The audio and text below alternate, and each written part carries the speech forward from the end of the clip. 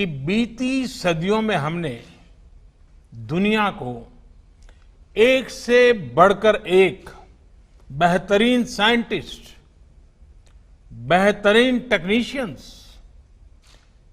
Technology enterprise leaders हमने दिए हैं। लेकिन ये 21वीं सदी है और तेजी से बदलती हुई दुनिया में भारत को अपनी वही प्रभावी भूमिका और उसको निभाने के लिए और अधिक तेजी से हमें खुद को भी बदलना होगा। और इसी सोच के साथ अब देश में इनोवेशन के लिए, रिसर्च के लिए, डिजाइन के लिए, डेवलपमेंट के लिए, एंटरप्राइज के लिए जरूरी इकोसिस्टम तेजी से तैयार किया जा रहा है। अब बहुत ज्यादा जोर दिया जा रहा है क्वालिटी ऑफ एजुकेशन पर। 21वीं सदी की टेक्नोलॉजी को साथ लेकर 21वीं सदी की जरूरतों को पूरा करने वाली एजुकेशन सिस्टम भी उतनी ही जरूरी है। प्रधानमंत्री ई विद्या कार्यक्रम हो या फिर अटल इनोवेशन मिशन, देश में साइंटिफिक टेम्परामेंट बढ़ाने के लिए अनेक क्षेत्रों में स्कॉलरशिप का विस्तार हो या स्पोर्ट्स की दुनिया से जुड़े टैलेंट को मॉडर्न फैसिलिटीज और आर्थिक मदद, रिसर्च को बढ़ावा देने वाली योजनाएं हो या फिर भारत में world class 20 institutes of eminence के निर्माण का मिशन, ऑनलाइन एजुकेशन के लिए नए संसाधनों का निर्माण हो या फिर स्मार्ट इंडिया हैकाथॉन जैसे अभियान, प्रयास यही है कि भारत की एजुकेशन और आधुनिक बने, मॉडर्न बने, यहां के टैलेंट को भरपूर अवसर मिले। साथियों, इस कड़ी में कुछ दिन पहले देश की नई एजुकेशन पॉलिसी का ऐलान किया गया है। ये पॉलिसी 21वीं सदी के नौजवानों की सोच, उनकी जरूरतें, उनकी आशाओं, अपेक्षाओं और आकांक्षाओं को देखते हुए बनाने का व्यापक प्रयास हुआ है। 5 वर्ष तक देश भर में इसके हर बिंदु पर व्यापक डिबेट और डिस्कशन हुए हैं, हर स्तर पर हुए हैं और तब जाकर ये नई नीति बनी है। ये सच्चे अर्थ में पूरे भारत को, भारत के सपनों को, भारत की भावी पीढ़ी की आशा आकांक्षाओं को अपने में समेटे हुए नई भारत की शिक्षा नीति आई है। इसमें हर क्षेत्र, हर राज्य के विद्वानों के विचारों को समाहित किया गया है और इसलिए ये सिर्फ एक पॉलिसी डॉक्यूमेंट नहीं है, बल्कि 130 करोड़ से अधिक भारतीयों की एस्पिरेशंस का रिफ्लेक्शन भी है। साथियों, आप भी अपने आसपास देखते होंगे, आज भी अनेक बच्चों को लगता है कि उनको एक ऐसे विषय के आधार पर जज किया जाता है जिसमें उसका कभी इंटरेस्ट था ही नहीं। माँ बाप का, रिश्तेदारों का, दोस्तों का, ओवरऑल एनवायरनमेंट का प्रेशर होता है, तो वो दूसरों द्वारा चुने गए सब्जेक्ट्स मजबूरन पढ़ने लगते हैं। इस अप्रोच ने देश को एक बहुत बड़ी आबादी ऐसी दी जो पढ़ी लिखी तो है, लेकिन जो उसने पढ़ा है उसमें से अधिकांश उसके काम नहीं आता है। डिग्रियों के अंबार के बाद भी वो अपने आप में एक अधूरापन महसूस करता है। उसके भीतर जो आत्मविश्वास पैदा होना चाहिए, जो कॉन्फिडेंस आना चाहिए, उसकी कमी वो महसूस करता है। इसका प्रभाव उसकी पूरी लाइफ की जर्नी पर पड़ता है। साथियों, नई एजुकेशन पॉलिसी के माध्यम से इसी अप्रोच को बदलने का प्रयास किया जा रहा है। पहले की कमियों को दूर किया जा रहा है।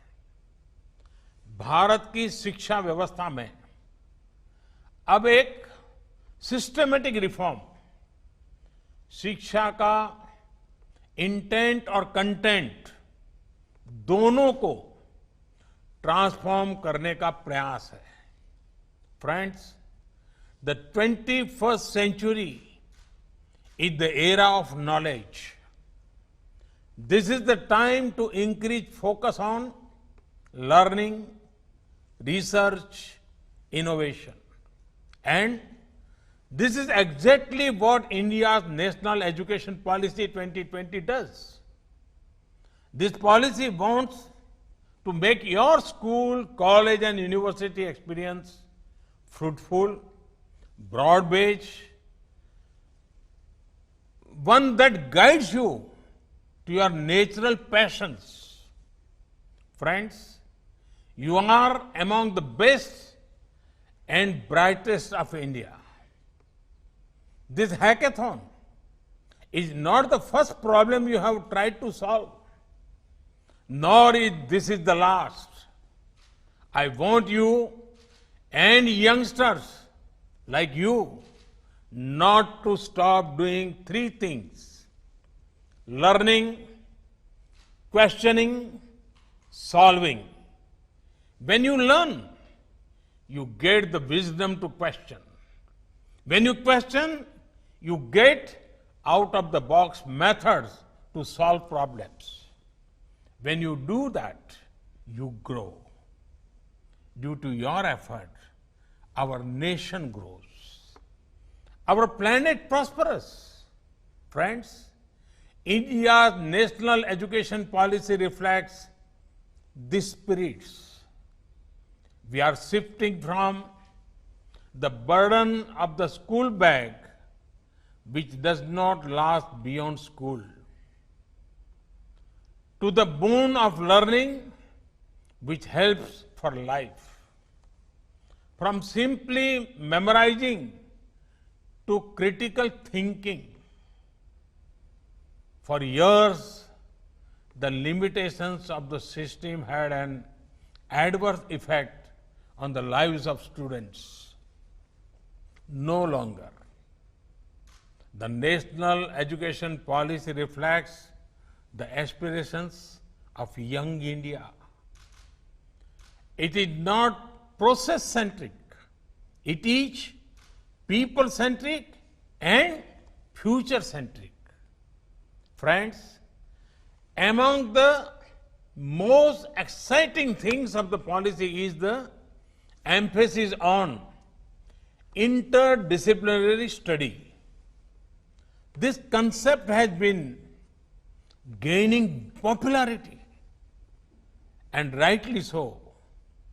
One size does not fit all. One subject does not define who you are.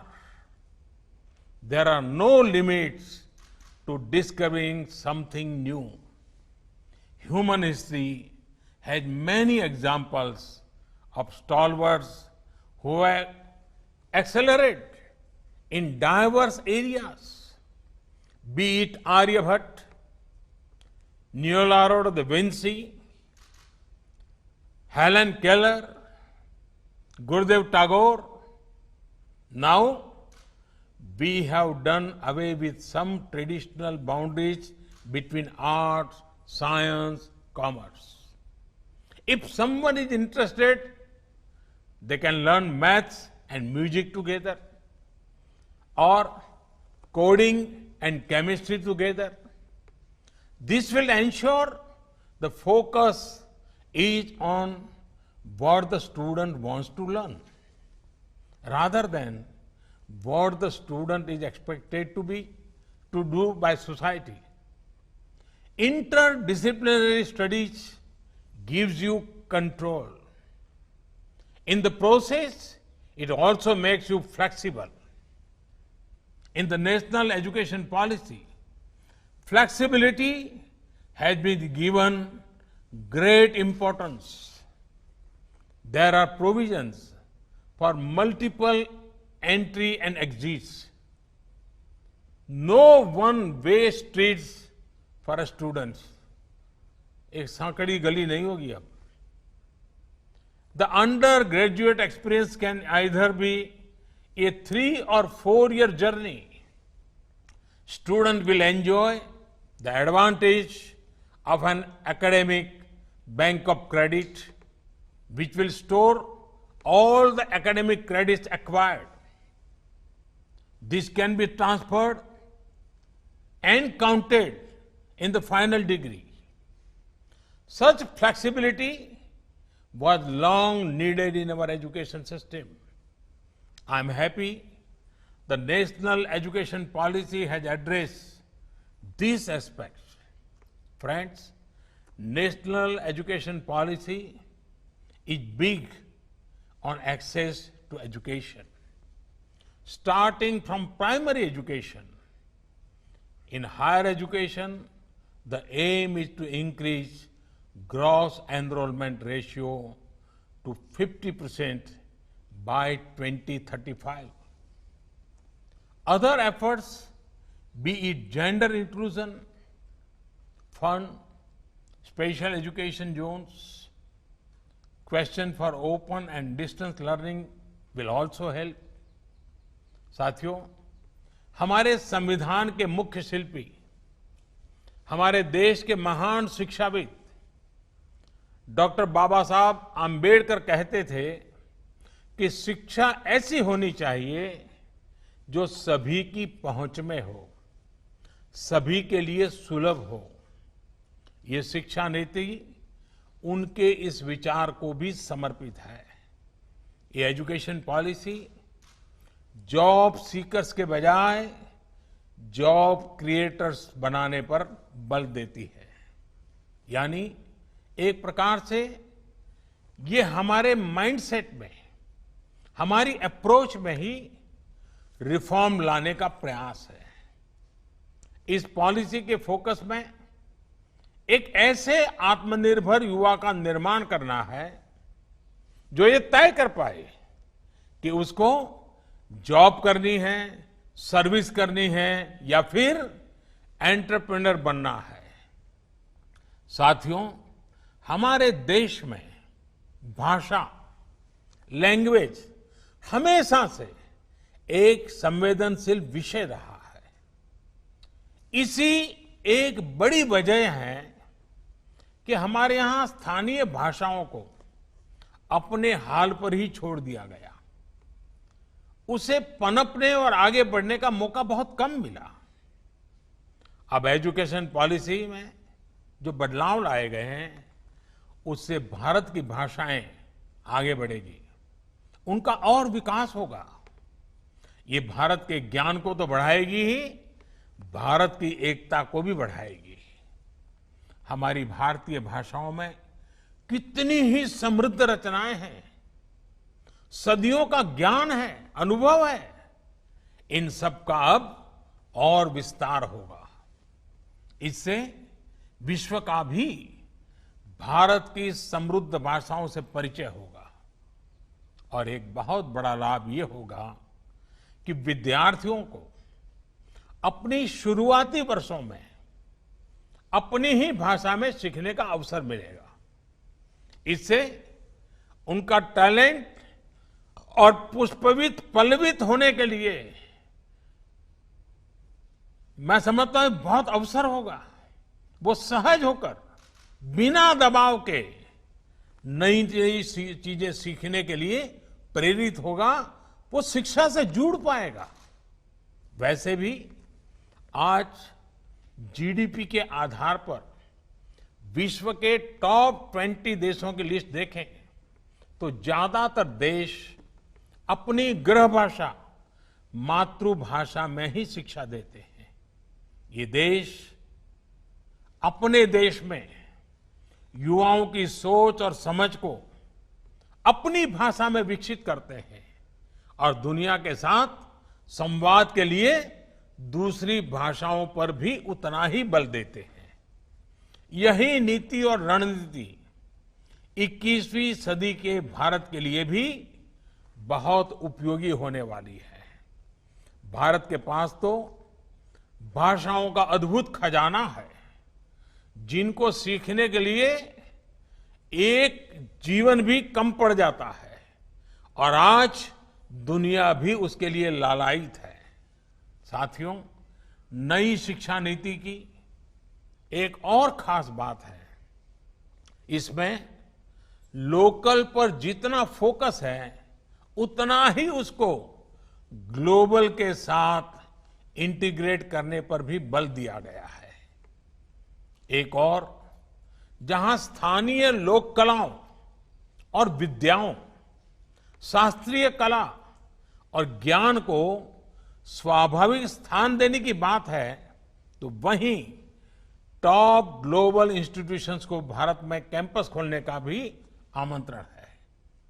इससे हमारे युवाओं का भारत में ही वर्ल्ड क्लास एक्सपोजर और अपॉर्चुनिटी भी मिलेगी और ग्लोबल कंपटीशन के लिए ज्यादा तैयारी भी हो सकेगी। इससे भारत में विश्व स्तरीय संस्थान के निर्माण में, भारत को ग्लोबल एजुकेशन का हब बनाने में भी बहुत सहायता मिलेगी। साथियों, देश की युवा शक्ति पर मुझे हमेशा ही बहुत भरोसा रहा है। ये भरोसा क्यों है, ये देश के युवाओं ने बार बार साबित किया है। हाल ही में कोरोना से बचाव के लिए फेस शील्ड्स की डिमांड एकदम बढ़ गई थी। इस डिमांड को 3D प्रिंटिंग टेक्नोलॉजी के साथ पूरा करने के लिए बड़े पैमाने पर देश के युवा आगे आए। पीपीईज और मेडिकल डिवाइस के लिए जिस प्रकार देश के युवा इनोवेटर्स, युवा एंटरप्रेन्योर्स सामने आए हैं, उसकी चर्चा आज चारों तरफ है। आरोग्य सेतु ऐप के रूप में युवा डेवलपर्स ने कोविड की ट्रैकिंग के लिए एक बेहतरीन मीडियम देश को बहुत कम समय में तैयार करके दिया है। साथियों, आप सभी युवा आत्मनिर्भरता के लिए भारत की एस्पिरेशंस की ऊर्जा है। देश के गरीब को एक बेटर लाइफ देने के लिए, ईज ऑफ लिविंग के हमारे लक्ष्य को हासिल करने में आप सभी युवाओं की भूमिका बहुत अहम है। मेरा हमेशा से ये मानना रहा है कि देश के सामने आने वाली ऐसी कोई चुनौती नहीं है जिससे हमारा युवा टक्कर न ले सके, उसका समाधान न ढूंढ सके। हर जरूरत के समय जब भी देश ने अपने युवा इनोवेटर्स की तरफ देखा है, हमारे युवाओं ने कभी भी किसी को निराश नहीं किया है। स्मार्ट इंडिया हैकाथॉन के माध्यम से भी बीते सालों में अद्भुत इनोवेशंस देश को मिले हैं। मुझे पूरा विश्वास है कि इस हैकाथॉन के बाद भी आप सभी युवा साथी देश की जरूरतों को समझते हुए देश को आत्मनिर्भर बनाने के लिए नए नए सॉल्यूशंस पर काम करते रहेंगे। एक बार फिर आप सभी को बहुत बहुत शुभकामनाएं देता हूं। बहुत बहुत धन्यवाद।